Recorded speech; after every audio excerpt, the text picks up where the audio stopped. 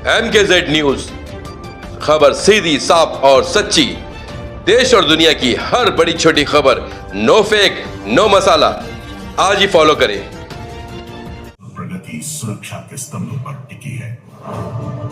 1964 में रांची स्थित heavy engineering corporation HEC में हुई आगजनी की घटना में देश के आर्थिक प्रतिष्ठानों को विघटनकारी शक्तियों से सुरक्षित रखने की आवश्यकता पर बल दिया। ऐसे में जन्म हुआ CISF का, जो सदैव देश की सुरक्षा में एक फौलादी दीवार की तरह अडिग है।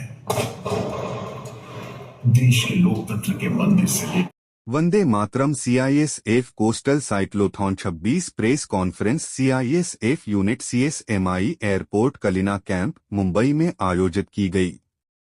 वंदे मातरम CISF तटीय चक्रवात 26 से पहले आज मुंबई स्थित CISF मुख्यालय में वरिष्ठ CISF अधिकारियों और मीडिया प्रतिनिधियों की उपस्थिति में DG CISF की अध्यक्षता में एक प्रेस कॉन्फ्रेंस आयोजित की गई।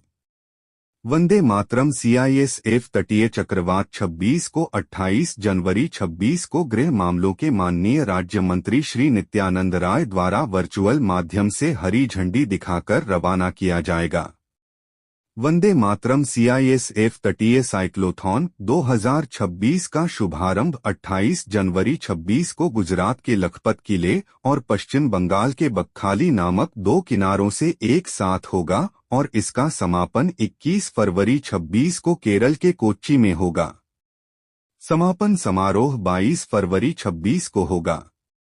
6,500 किलोमीटर से अधिक की दूरी तय करने वाले इस साइक्लोथॉन में 130 CISF साइकिल चालक भाग लेंगे, जिनमें 50% तक महिला प्रतिभागी शामिल होंगी। इसका उद्देश्य तटीय समुदायों में तटीय सुरक्षा के महत्व के बारे में जागरूकता बढ़ाना, समावेशिता, लचीलापन और सामूहिक राष्ट्रीय शक्ति के मूल्यों का प्रदर्शन करना है।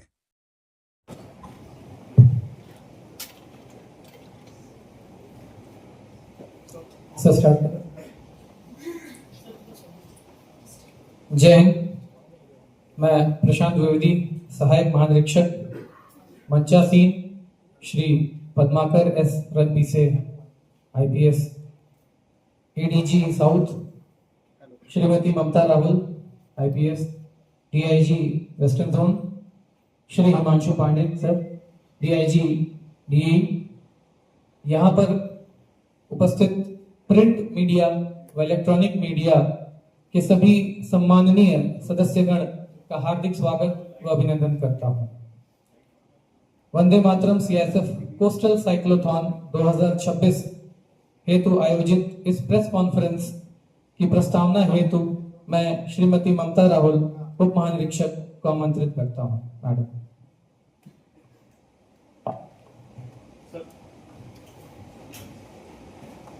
Good afternoon to all of you.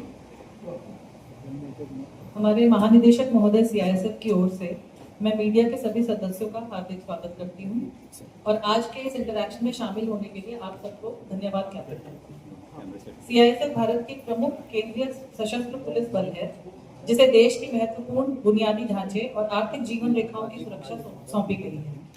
लगभग 2.2 लाख कर्मियों की स्वीकृत संख्या के साथ CISF आज दुनिया की सबसे बड़ी औद्योगिक सुरक्षा बल के रूप में खड़ी है, जो भारत की सुरक्षा का एक मजबूत स्तंभ है। पिछले कुछ वर्षों में CISF ने अपनी संख्या, जिम्मेदारियां और भौगोलिक विस्तार में अभूतपूर्व वृद्धि देखी है। ये बढ़ोतरी एक तेजी से विकसित हो रहे भारत की बढ़ती हुई सुरक्षा जरूरतों का स्पष्ट प्रतीक है, जहां सुरक्षा और विकास साथ साथ चल रहे हैं। आज CISF देश भर में हवाई अड्डों, बंदरगाहों, मेट्रो प्रणालियों, बिजली संयंत्रों, रिफाइनरियों, इस्पात संयंत्रों, अंतरिक्ष और परमाणु ऊर्जा प्रतिष्ठानों, बांधों और अत्यधिक संवेदनशील सरकारी भवनों की सुरक्षा का एक दायित्व निभा रही है। इसमें दिल्ली और अन्य बड़े शहरों में स्थित केंद्रीय सरकार के महत्वपूर्ण प्रतिष्ठान भी शामिल हैं। इसके अलावा जेवर अंतर्राष्ट्रीय हवाई अड्डे और नवी मुंबई अंतर्राष्ट्रीय हवाई अड्डे जैसे महत्वपूर्ण आगामी राष्ट्रीय बुनियादी ढांचा परियोजनाओं की सुरक्षा भी CISF को सौंपी गई है। ये बात इस बल पर देश के भरोसे और विश्वास को स्पष्ट रूप से दर्शाती है। सीआईएसएफ अपनी क्षेत्रीय विशेषज्ञता को लगातार विकसित कर रही है ताकि हर महत्वपूर्ण डोमेन की विशिष्ट सुरक्षा आवश्यकताओं को प्रभावी ढंग से संबोधित किया जा सके। हवाई अड्डों पर सीआईएसएफ की इंटरनल क्वालिटी कंट्रोल यूनिट जैसी तकनीकें अपना रही है ताकि विमानन सुरक्षा और मजबूत हो। पार्लियामेंट सुरक्षा के लिए तैनात कर्मियों को ड्रोन, रासायनिक और जैविक हमलों जैसे उच्च प्रभाव वाली आकस्मिकताओं को संभालने का प्रशिक्षण दिया जा रहा है। वहीं दिल्ली मेट्रो रेल कॉरपोरेशन जैसे मेट्रो सिस्टम को सुरक्षित करने वाले कर्मी आधुनिक इंटीग्रेटेड कमांड और कंट्रोल सेंटर के माध्यम से काम कर रहे हैं। सीआईएसएफ जम्मू और कश्मीर की कुछ सबसे संवेदनशील जेलों की सुरक्षा भी संभाल रही है। बंदरगाहों पर निजी सुरक्षा कर्मियों को मानकीकृत प्रशिक्षण प्रदान कर रही है और खान और खनिज विकास और विनियमन अधिनियम 1957 में हाल के संशोधनों के बाद अवैध कोयला खनन और चोरी को रोकने जैसे महत्वपूर्ण भूमिका के लिए कार्यबद्ध है। यह सब सीआईएसएफ के विशिष्ट, एकीकृत और भविष्य के लिए तैयार सुरक्षा दृष्टिकोण को दर्शाता है। तटीय और समुद्री सुरक्षा के क्षेत्र में भी सीआईएसएफ की एक मजबूत और प्रभावी उपस्थिति है। तटीय राज्यों में सीआईएसएफ की 14 बंदरगाह इकाइयां काम कर रही हैं, जिसमें अंडमान और निकोबार द्वीप समूह की एक रणनीतिक रूप से बहुत महत्वपूर्ण बंदरगाह इकाई भी शामिल है। देश के सभी 12 प्रमुख बंदरगाहों की सुरक्षा का जिम्मा आज सीआईएसएफ के पास है। इसके अतिरिक्त हाल ही में सीआईएसएफ को आरएसओ यानी रिकॉग्नाइज्ड सिक्योरिटी ऑर्गेनाइजेशन घोषित किया गया है। इससे सीआईएसएफ भारत में बंदरगाह आधारित विकास, समुद्री व्यापार और तटीय बुनियादी ढांचे को मजबूत करने के राष्ट्रीय प्रयासों के केंद्र में आ गई है। ये भूमिका सरकार की नीली अर्थव्यवस्था यानी ब्लू इकोनॉमी पर दी जा रही विशेष जोर के बिल्कुल अनुरूप है, जहां सुरक्षित बंदरगाह और मजबूत तट रेखाएं आर्थिक विकास, व्यापार सुविधा और राष्ट्रीय प्रतिरोध क्षमता के लिए अति व्यावसायिक माने जाते हैं। विस्तार के साथ साथ सीआईएसएफ हमेशा से प्रौद्योगिकी अपनाने के मामले में भी अग्रणी रही है। हम व्यवस्थित रूप से उन्नत प्रौद्योगिकियों को अपने दैनिक संचालन और प्रशिक्षण पारिस्थितिकी तंत्र में एकीकृत कर रहे हैं। हमारे कर्मियों को 24/7 digital integrated command and control centre संचालित करने के लिए प्रशिक्षण दिया जा रहा है, जो आधुनिक निगरानी उपकरण, उन्नत विश्लेषण, मशीन लर्निंग, सहायता प्राप्त निर्णय लेने, ड्रोन और काउंटर ड्रोन टेक्नोलॉजी से सुसज्जित है। साथ ही हम प्रमुख स्थानों पर integrated command and control centres को और मजबूत कर रहे हैं, जहां artificial intelligence, smart monitoring system और रियल टाइम डेटा एनालिसिस का प्रभावी उपयोग हो रहा है। साइबर सुरक्षा मॉड्यूल, साइट्रैन प्लेटफॉर्म और उन्नत ड्रोन टेक्नोलॉजी के प्रशिक्षण का हिस्सा भी बन चुकी है। इस तकनीकी एकीकरण में सीआईएसएफ की स्थिति के अनुसार जागरूकता, निर्णय लेने की क्षमता और परिचालन की सटीकता में काफी वृद्धि हुई है।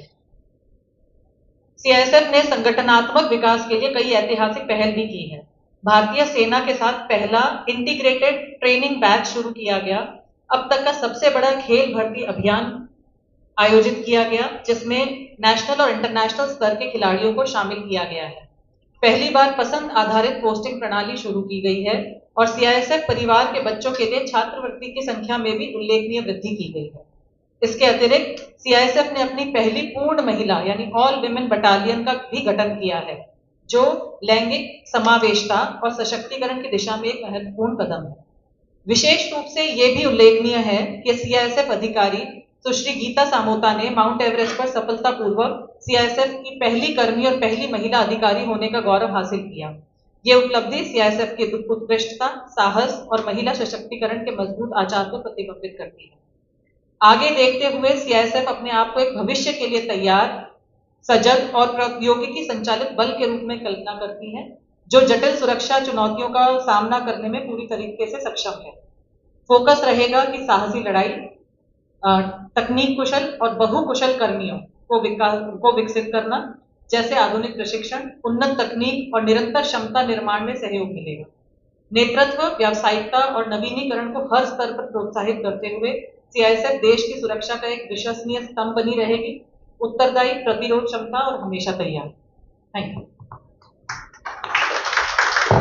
भारत के महत्वपूर्ण बुनियादी ढांचे और आर्थिक संपत्तियों की सुरक्षा करने में उसकी महत्वपूर्ण भूमिका को दर्शाती है। बदलते भारत की बदलती तस्वीर एक सुरक्षित, विकसित और प्रगतिशील राष्ट्र को बयान करती है। जहां विकास और प्रगति सुरक्षा के स्तंभ पर टिकी है।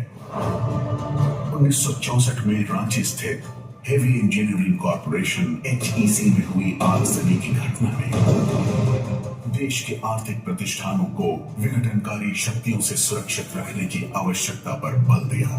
ऐसे में जन्म हुआ CISF का, जो सदैव देश की सुरक्षा में एक फौलादी दीवार की तरह अडिग है।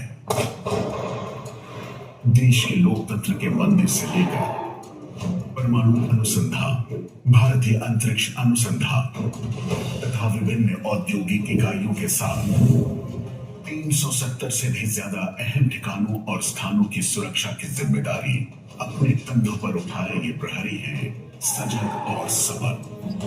राष्ट्रीय और अंतर्राष्ट्रीय हवाई अड्डों की सुरक्षा की बागडोर संभाले, मेट्रो तथा अन्य प्रतिष्ठानों में आवागमन के दौरान, चाहे स्पेशल सिक्योरिटी ग्रुप हो या फायरिंग, बॉम्ब स्क्वाड हो या K9 दस्ता, आधुनिक तकनीकों से लैस आज का CISF भविष्य के खतरों का सामना करने में पूरी तरह सक्षम है। बात हुई यदि नारी शक्ति की, तो CISF में यह महिला शक्ति अपने परिश्रम और काबिलियत से नित नए आयाम गढ़ रही है। CISF देश के प्रहरी, शील्ड ऑफ सिक्योरिटी, जहां है हर धड़कन में सुरक्षा, हर प्रगति में समर्पण और लक्ष्य केवल एक, सशक्त भारत, समृद्ध भारत। साइक्लोथॉन के पहले संस्करण की कुछ विशेषताएं बताना चाहूंगा। जिस तरह इस साल 2026 में साइक्लोथॉन आयोजित किया जा रहा है, इसी के प्रकार सन 2025 में साइक्लोथॉन आयोजित किया गया था। CISF कोस्टल साइक्लोथॉन 2025 के शुरुआत में एक समुदाय केंद्रीय राष्ट्रीय आउटरीच पहल की संकल्पना की गई थी, इस विश्वास के साथ कि तटीय सुरक्षा तब सबसे मजबूत होती है जब नागरिक भी सक्रिय भागीदार बनते हैं। CISF कोस्टल साइक्लोथॉन 2025 ने लोगों की भागीदारी की शक्ति को बड़े पैमाने पर स्पष्ट रूप से प्रदर्शित किया। 25 दिनों के दौरान साइक्लोथॉन ने भारत के पूर्वी और पश्चिमी तटरेखाओं के साथ 6,553 किलोमीटर की दूरी तय की। इस यात्रा के दौरान 25 लाख से अधिक नागरिकों से भौतिक संपर्क हुए, जबकि डिजिटल और सोशल मीडिया प्लेटफॉर्म के माध्यम से लगभग 2.5 करोड़ से अधिक लोगों तक पहुंच बनी। इस इवेंट में 1100 से अधिक पंजीकृत साइकिल चालकों ने हिस्सा लिया, जिनके साथ प्रख्यात खिलाड़ी, फिल्मी हस्तियां और सार्वजनिक नेता भी शामिल थे। प्रिंट, इलेक्ट्रॉनिक और डिजिटल मीडिया में इवेंट को व्यापक कवरेज मिला, जिससे साइक्लोथॉन एक उच्च प्रभाव वाले राष्ट्रीय संचार तंत्र के रूप में स्थापित हुआ। इसके माध्यम से तटीय समुदायों तक सुरक्षा, पारिस्थितिक संरक्षण और नागरिक जिम्मेदारी के महत्वपूर्ण संदेश पहुंचाए गए। मछुआरों के रोल को भी राष्ट्र के तट प्रहरी यानी तटीय प्रहरी के रूप में स्वीकार किया गया, जिससे यह उजागर हुआ कि वे सुरक्षा एजेंसियों के लिए आंख और कान का काम करते हैं। स्कूली बच्चे, चिकित्सा कर्मचारी, समुदाय के नेता और अन्य हितधारकों के साथ मिलन हुआ, जिन्हें स्थानीय परंपराओं का प्रदर्शन करते हुए सांस्कृतिक कार्यक्रमों से पूरक बनाया गया। CISF कोस्टल साइक्लोथॉन के पहले संस्करण की जबरदस्त प्रतिक्रिया ने इस केंद्रीय संदेश को यह सुदृढ़ किया कि जब तटीय समुदायों को जानकारी दी जाती है, उन्हें जोड़ा जाता है और वे सशक्त होते हैं, तब वे देश के समुद्री हितों की रक्षा करने में सबसे मजबूत सहयोगी साबित होते हैं। अब हम CISF साइक्लोथॉन 2025 के कुछ हाइलाइट्स देखेंगे, जो इसकी शानदार सफलता को प्रदर्शित करता है।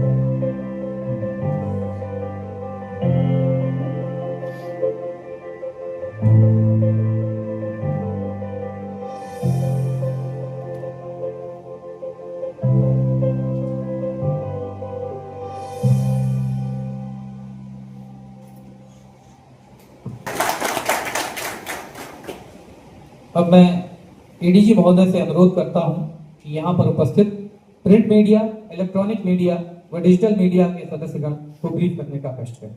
Sir please.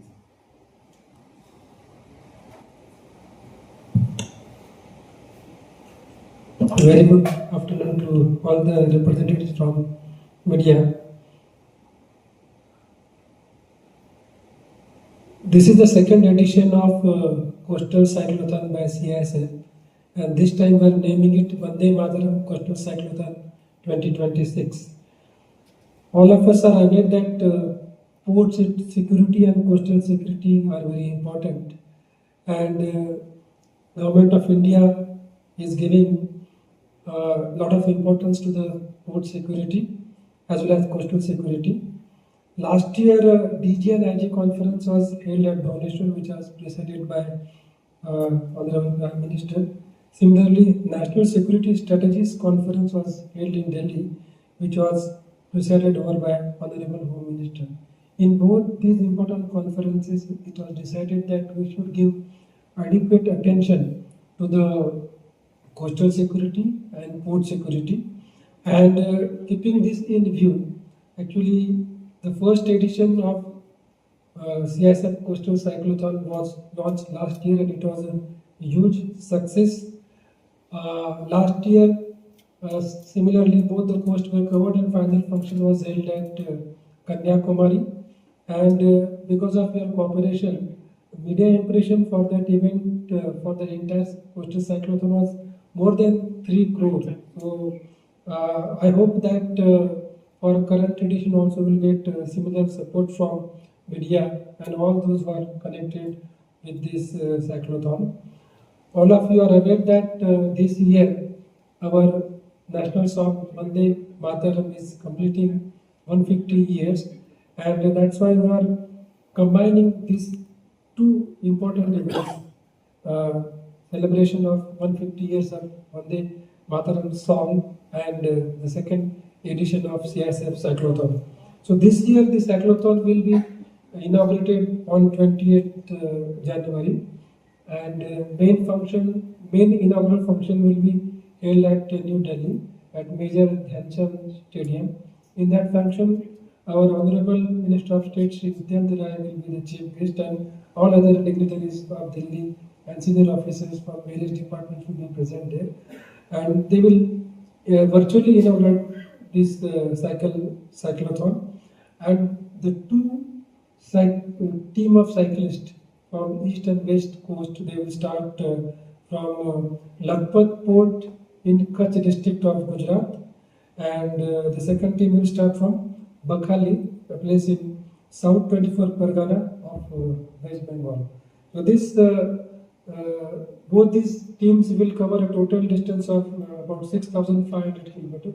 Last year we had held the main function at Kanyakumari, but this time we are planning to hold it at Kochi, because Gujarat coast and Maharashtra coast is a little bit longer. So if you hold it at Kochi, then both the teams will by and large cycle the equal distance, and a different venue will also will actually be generate more enthusiasm in the other city other than Kanyakumari, but it will be covering Kanyakumari.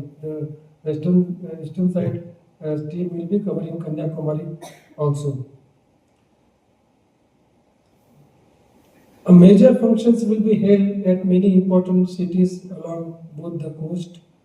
Haldia is there, Paradip and Konark in Odisha, Visakhapatnam in Andhra Pradesh, Chennai in Tamil Nadu, and we are planning to have very big function in Mumbai also on western coast, along with Goa and Bangalore. As regards, the question may arise as to why CISF is getting involved in coastal security and port security. So I would like to tell you that because of the decisions taken at higher level, CISF is actually getting involved more and more in coastal and port security. As it is involved for security of 12 major ports as well as port in Port Blair. We have got 72 exim port, that is export import ports. They are called exim ports. There is plan that gradually CISF will be deployed in these non-major ports, exim ports, and we have got about 250 other non-major ports which are not exim port at present, but gradually these ports will also become important. It is projected that in coming years the cargo handling capacity of these non-major ports will be much more than the so-called major ports which are presently handling the major part of our cargo. So CISF will get more and more involved in port security. As told by DIG, CISF has been designated as now recognized security organization.